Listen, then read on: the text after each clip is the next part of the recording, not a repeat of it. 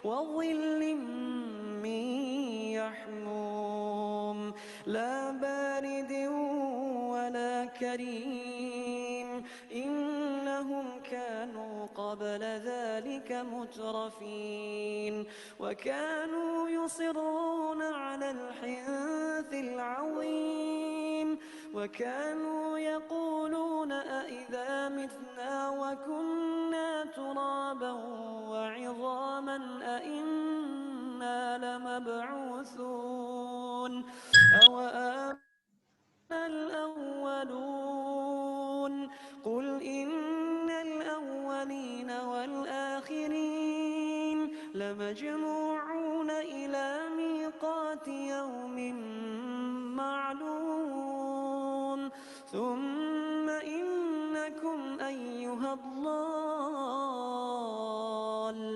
المكذبون لآكلون من شجر من زقوم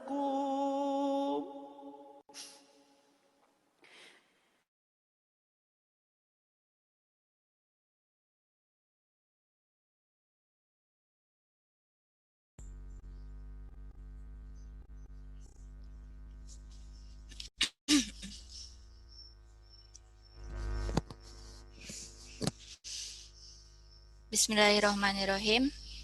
Assalamualaikum warahmatullahi wabarakatuh. Alhamdulillahirabbil alamin. Wabihi nasta'in ala umuri dunya waddin. Assalatu wassalamu ala asrafil anbiya'i wal mursalin wa ala alihi washabihi ajmain amma ba'd. Yang saya hormati Kepala LPPM Unida Gontor Al-Ustadz Dr. Muhammad Fajar Pramono MSI.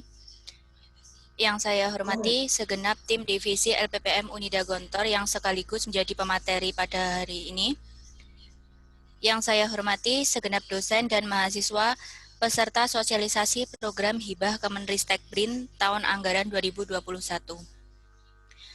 Pertama-tama, marilah kita panjatkan puji syukur kehadirat Allah Subhanahu wa Ta'ala yang telah melimpahkan rahmat, nikmat, hidayah, serta inayahnya kepada kita semua, sehingga pada pagi hari ini kita dapat melaksanakan agenda sosialisasi program Hibah Kemenristek BRIN tahun anggaran 2021 dalam keadaan sehat walafiat, tanpa kekurangan suatu apapun.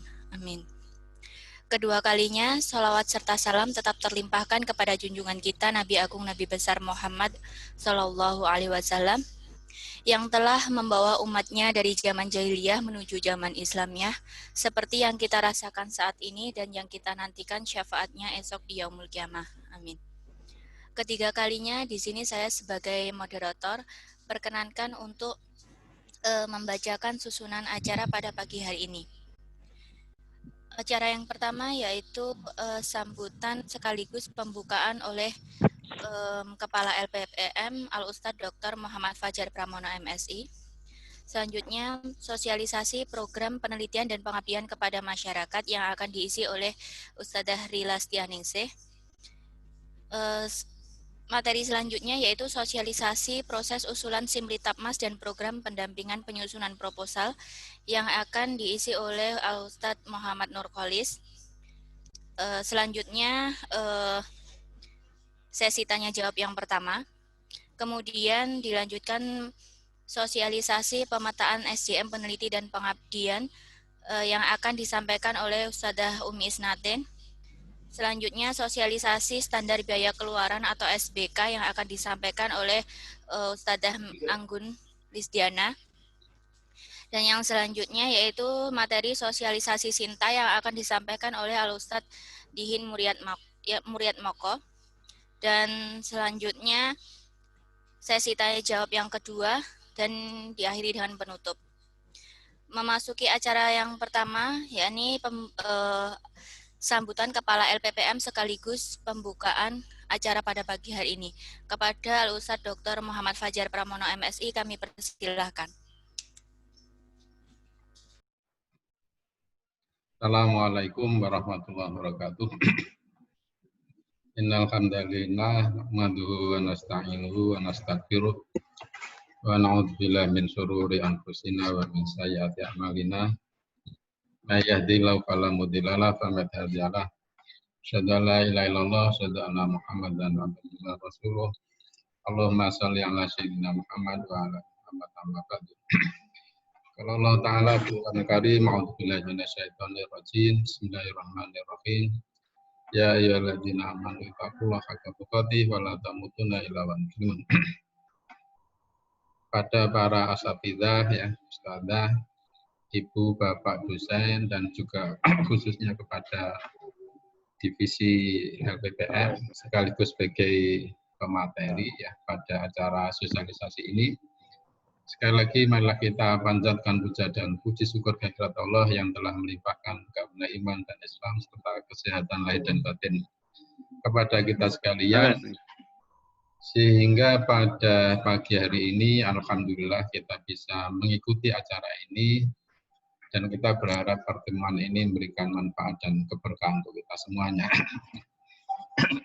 Kemudian yang kedua, alhamdulillah program ini adalah program yang kita tunggu-tunggu ya.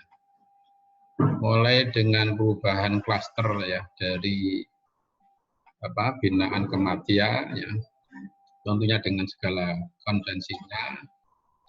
Kemudian yang kedua itu adalah memang terkait dengan kondisi kita ya, di mana untuk tahun kemarin kita ada beberapa perubahan ya, termasuk dari penundaan. Itu tentunya juga merupakan konvensi-konvensi yang lain. Itu di situ. Yang ingin saya sampaikan kepada Bapak Ibu dosen semuanya ya. Kalau di dalam kondisi normal, kita sudah sejak awal menyampaikan kalau klasternya madya itu kurang lebih, kalau kita hitung ya dengan kondisi normal, sebenarnya membutuhkan sekitar 70 sampai 100 proposal ya. Itu kalau klasternya adalah madya itu di situ. Namun sedikit juga agak ini sebagai evaluasi kita ya, nggak apa-apa ini sebagai cambuk juga ya. Untuk insya Allah mengenai klaster penelitian masih tetap ya, tapi kalau klaster pengabdian itu mengalami penurunan yang memuaskan ya, jadi yang kurang memuaskan. Tentunya itu juga nanti akan mengurangi jumlah dari proposal yang seharusnya masuk di dalam program penelitian hibah pada tahun anggaran 2021. Kemudian yang berikutnya ada memang konvensi dari klaster binaan kemadya itu ada beberapa konvensi yang lain, di antaranya memang satu yaitu terkait dengan beberapa skema penelitian yang tidak bisa kita akses lagi, di antaranya adalah penelitian dosen pemula. Itu yang saya kira kemarin adalah memberikan kontri terbesar ya di dalam penelitian-penelitian sebelumnya. Hanya memang peluangnya muncul lagi, di samping ada hibah kompetitif nasional, ini ada lagi yang namanya yaitu tentang skema penelitian yang terkait dengan otonomi, desentralisasi ya, desentralisasi. Jadi nanti memang ada peluang di sana. Tetapi nanti yang ringkasnya dari beberapa konvensi-konvensi ini memang satu, dari LPPM, unit dan kontor memang sudah seharusnya untuk melakukan optimalisasi untuk mendorong terutama kepada dosen-dosen senior di sini yang sudah mempunyai gelar doktor. Yang kedua adalah dosen S2 yang punya kepangkatan lektor ya, yang nanti akan kita petakan ya.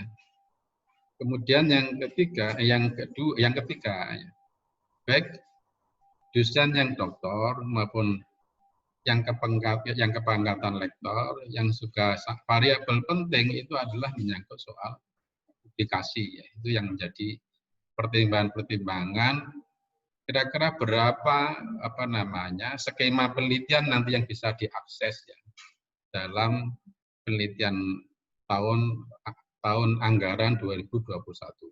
Nanti kira-kira akan disampaikan oleh Bu Rila. Tapi yang saya tekankan, Bapak Ibu dosen semuanya ya.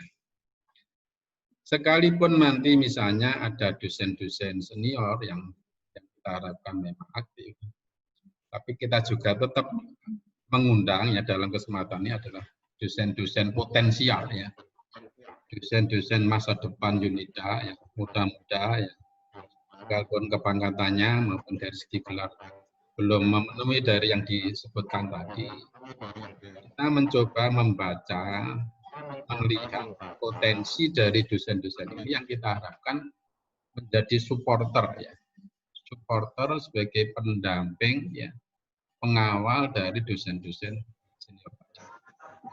Sehingga nanti bagaimana pola pendampingannya, termasuk nanti implementasi kayak apa nanti akan diterangkan oleh Bapak Khalis, itu di situ. Ada satu hal yang saya kira belum terlambat dari variabel tadi, di samping gelar, yang kedua adalah soal kepangkatan rektor. Yang ketiga yang saya kira perlu masih kita benahi itu adalah menyangkut soal update tentang publikasi ya. Saya kira kemarin menarik ya pengalaman dari Pak Parwi ya, saya kira, yang kita harapkan beliau menjadi penanggung jawab pasca ya, karena ini nanti sebenarnya banyak melibatkan pasca sarjana S2 S3. Sekalipun nanti di skema PTM yang dulu ada ini nggak ada, itu yang hanya doktor. Tapi saya melihat dari SDM peneliti nanti yang paling banyak kita libatkan itu adalah para dosen yang kaitannya dengan pasca. Maka nanti disinilah peran nanti Pak Parwi dalam rangka untuk melakukan pendampingan. Kaitannya dengan Pak Parwi tadi, dan saya kira nanti menjadi pengalaman dari dosen-dosen yang lain. Pemetaan awal beliau itu kosong, tapi setelah di-update kembali, dilihat kembali, baik dari Sinta, baik Google Scholar maupun dari Scopusnya, akhirnya muncul kembali. Dan saya kira nanti mohon pengalaman ini itu bisa menjadi pengingat kembali pada dosen-dosen lain untuk melakukan update ya. Sintanya terutama Google Scholar-nya sama yang kedua dari Scopus. Nanti insya Allah akan dikawal secara serius oleh Bapak Dihin, tapi tidak hanya ini saja. Dari sisi ini beberapa poin yang penting yang perlu saya sampaikan. Ada satu poin lagi yang saya kira juga perlu saya sampaikan. Karena kesibukan masing-masing dosen, terutama dosen senior, maka kita sudah sejak awal selalu mengingatkan perlunya adanya tim dari masing-masing dosen. Itulah yang nanti ya, sekalipun nanti dosen-dosen yang senior tidak bisa langsung berinteraksi langsung ya dengan tim pendamping dan sebagainya, maka itulah perlunya staf ya, yang selalu nanti akan dikawal dari tim LPPM, baik dalam soal publikasi, baik dalam perencanaan penelitian maupun dalam pelaksanaan penelitian maupun dari sisi abdimas. Kira-kira itu yang hal-hal yang saya kira menjadi penting perlu kami ingatkan. Sebagai penutup yang ingin saya sampaikan, Ibu Bapak dosen, saya kira ini adalah merupakan sebuah tantangan kita ke depan ya. Dan saya kira kita tidak bisa mundur lagi ya dengan perjalanan ini ya. Tapi dengan segala konsekuensinya, termasuk tadi ya saya sebut tadi, di samping dosen penelitian dosen pemula, termasuk PKPT yang dulu kita prediksikan bisa muncul juga sekarang tidak. Maka memang ini nanti akan mengalami beberapa pengurangan peluang-peluang. Namun di satu sisi saya kira ada banyak hal yang bisa nanti kita kita terobos ya nanti dengan beberapa pendekatan yang coba nanti kita rumuskan dari tim LPPM. Kira-kira itu yang bisa kami sampaikan dan mohon maaf untuk hari ini memang bersamaan dengan kegiatan-kegiatan yang lain, ya. Pengajian kurang, ya. Bahkan tadi Bapak Rektor maupun Bapak Rektor tidak bisa mendampingi pada acara ini, dan semoga tidak mengurangi ya nilai pertemuan ini, hikmah dari pertemuan ini, dan kita berharap pertemuan-pertemuan ini sekali lagi menjadi motivasi, menjadi inspirasi kita untuk lebih meningkatkan ya, produktivitas kita dalam penelitian, aktivitas maupun publikasi, ya, terutama baik dari segi kuantitas maupun dari segi kualitas.